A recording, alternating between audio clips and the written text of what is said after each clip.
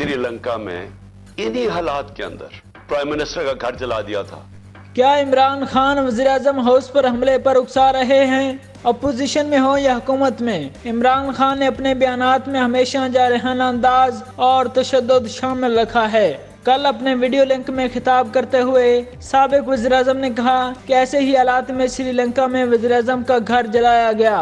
अगरचे ये एक हवाला है, लेकिन कारकुन अपने लीडर के ऐसे ही बयानात को इशारा समझते हुए उन पर अमल करने निकल पड़ते हैं। इमरान खान ऐसे ही बयानात माजी में भी दे चुके हैं। 2014 के धरने के दौरान इमरान खान ऐसे बयानात देकर अपने कारकुनों को उकसाते रहे कि वो वज़ीर-ए-आज़म को गिरेबान से पकड़कर घसीटेंगे, इन्हें धक्के देकर वज़ीर-ए-आज़म हाउस से निकाल दें। इमरान खान पुलिस अफसरान को भी जलसों में ये धमकियां भी देते रहे कि वो अपने हाथों से इन्हें फांसी देंगे, इन्हें छोड़ेंगे नहीं। तरीके अदम एतमाद के दौरान भी इमरान खान ने कारकुनों को उकसा कर पीटीआई के मुनर्रिफ अरकान के घरों पर हमले करवाए और ये सिलसिला अब भी जारी है।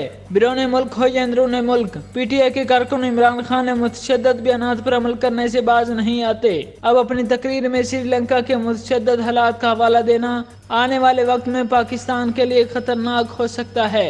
इमरान खान का दावा है कि अवाम हुकूमत के खिलाफ बाहर निकलने को तैयार हैं, लेकिन हकीकत ये है कि इनकी शुरू की हुई जेल भरो तहरीक बुरी तरह नाकाम हो चुकी है। पंजाब में जो रहनुमाओं ने गिरफ्तारी पेश की वो रिहाई के लिए मिन्नतें कर रहे हैं, जबकि केपीके में एक भी गिरफ्तारी नहीं हुई। इमरान खान को ये समझने की जरूरत है कि वो अपनी तकरीरों में अल्फाज का चुनाव सोच समझ कर करें और ऐसी बातों से गुरेज करें जो कल को संगीन सूरत हाल का बायस बन सकती है।